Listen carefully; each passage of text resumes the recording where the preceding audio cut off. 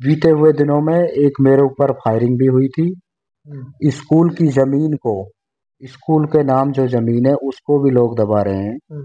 हमारे जहिंसपुरी के कब्रिस्तान को जाके देखिए, हम्म। वहां पर कूंज बटेवड़ा कुहड़ी मकान इतनी, मतलब वह है कि अब उनको तो यह है कि उनको ऐसा पड़ा रहने दें तो उनको अच्छा लगता है। बाकी मैं ऐसा नहीं, मैं सीधी सी बात है कि सरकारी जमीन पर मैं एक्शन लेता हूँ हम्म। और नहीं उसको मैं दाबने दूंगा। समर खान के साथ आज आप पहुंचे हो कामा विधानसभा में, और कामा विधानसभा के आज हम गड़ी झील पट्टी गांव में मौजूद हैं, और हमारे साथ एक ऐसी शख्सियत जुड़ चुकी है जिसको आप अपनी स्क्रीन पर देख रहे हो, यूसुफ सरपंच। जी हाँ, ये यूसुफ सरपंच है जो लगातार कहीं ना कहीं नौजवानों के साथ कदम से कदम मिलाकर चलते हैं, चाहे उनकी शिक्षा की बात की जाए या फिर अगर बात करें उनकी खेल जगत की, तो उनके खेल जगत में भी उनको भरपूर सहयोग देते हैं यूसुफ सरपंच। अच्छा जी, पहले तो बताइए सेहत वेहत कैसी है, तबीयत वबीयत बढ़िया है? हाँ बढ़िया है। अच्छा अच्छा, ये बताइए कि आपने जो ये 5 साल आपकी चल रही हैं, इनमें किस तरह का विकास आपने किया है? और गांव में रास्तों को लेकर, नालियों को लेकर, वैसे तो काफी विकास नजर आ रहा है, लेकिन आप फिर भी आप बताइए कि किस तरीके का विकास किया है? देखिए, गांव में भी कुछ विपक्ष लोग रहते हैं। हम्म। पक्ष और विपक्ष ये हर गांव में, हम्म। हर शहर में, हम्म। सब जगह रहता है। हम्म। जितना मुझे सरकार ने बजट दिया है इतना मैंने विकास कराया है। हम्म। और हो सकता है कि अभी एक साल बाकी है, जो भी है, और सरकार से हम्म। कोशिश करेंगे। हम्म। जितना बजट लाया जाएगा हम्म। उतना बजट लाएंगे और पंचायत में काम करवाएंगे। अच्छा, ये बताइए, जो जब जब आपने चुनाव की तैयारी की थी, चुनाव लड़ने की घोषणा हुई थी आपकी, तो आपने जो वादे किए थे जनता से, तो कितने वादों को आप पूरा कर चुके हैं? देखो, वादा तो सभी करते हैं। हम्म। बाकी कुछ वक्त तो हमारा कोरोना काल में निकल गया। हम्म।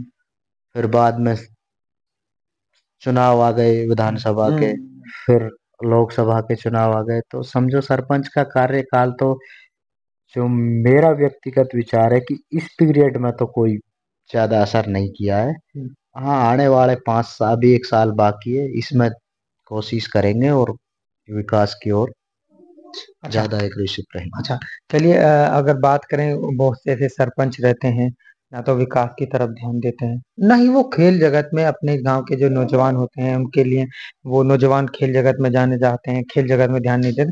लेकिन आप ऐसे सरपंच हो जो नौजवानों के साथ मिलकर चल रहे हो और उनको खेल जगत में आगे लाने की कोशिश कर रहे हो, कहाँ देखते हो?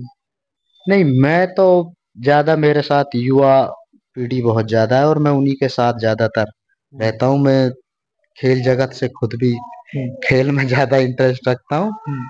और लड़कों को भी खेल की ओर अग्रसित करता हूँ।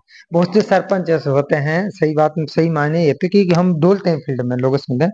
बहुत से सरपंच ऐसे होते हैं, हाथ में सिगरेट होती है, जैसे कोई जाता है तो एटीट्यूड में घमंड होता है, लेकिन आपके अंदर ऐसी कोई चीज नजर नहीं आई हमें। नहीं, फिर एटीट्यूड किस बात का है? अरे, वो तो सबको पता है हम सरपंच है। हाँ। सामने वाले को पता है कि ये सरपंच है, उसमें एटीट्यूड लाने की क्या जरूरत है? हम्म।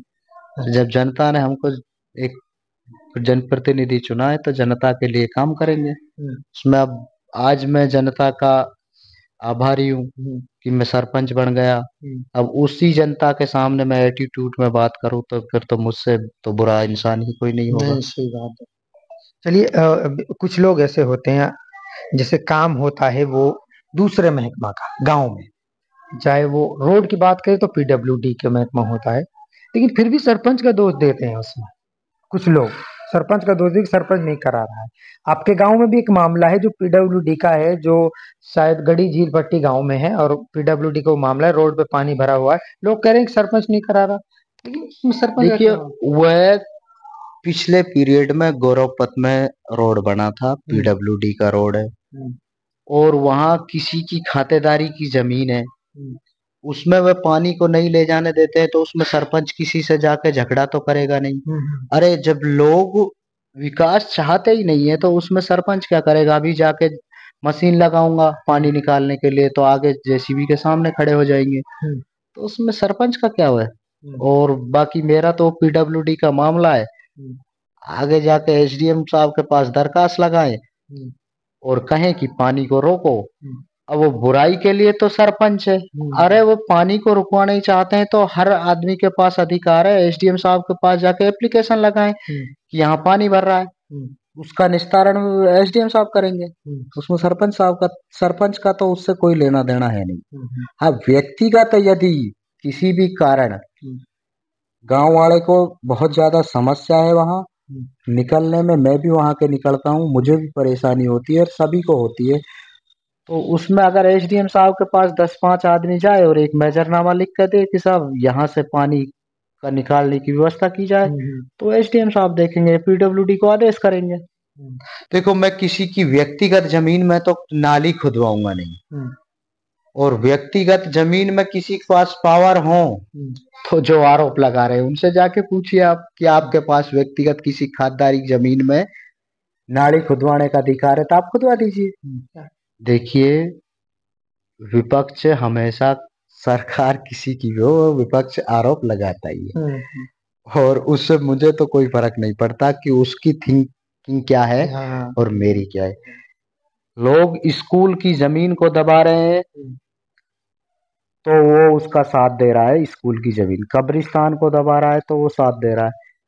मतलब उसको तो मतलब एक ही आदत है उसकी। अब मैं इस पे तो मीडिया पे तो क्या कहूँ, पूरी पंचायत को पता ही है कि बाकी मेरी जो सोच है, मैं तो सीधी सी बात करता हूँ कि मैं विकास की ओर नजर रखता हूँ कि कोई सरकारी जमीन को दबाएगा तो मैं नहीं दबने दूंगा। ये तो मैं क्लियरली करता हूँ कि सरकारी जमीन को तो मैं दाबने ही नहीं दूंगा।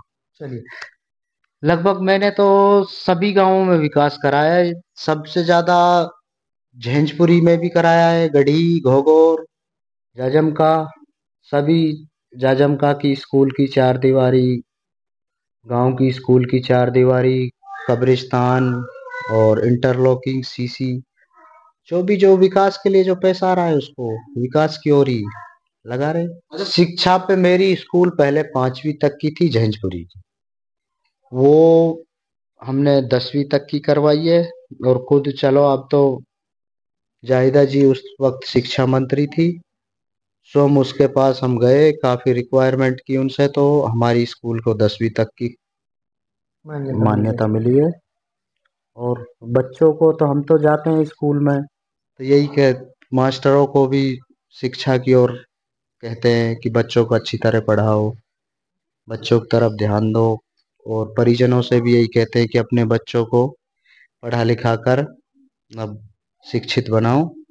बाकी हमारे यहाँ पर ज़्यादातर लोगों की जो सोच है वो कुछ बदली हुई है, क्योंकि बच्चों के ऊपर ध्यान नहीं देते हैं जितने थोड़े से गलत काम की ओर देते हैं। तो हम सभी को मीडिया के माध्यम से कहना चाहते हैं कि बच्चों पर ज़्यादा ध्यान दें, क्योंकि जब बच्चे पढ़ेंगे लिखेंगे तो अच्छा भविष्य बनेगा।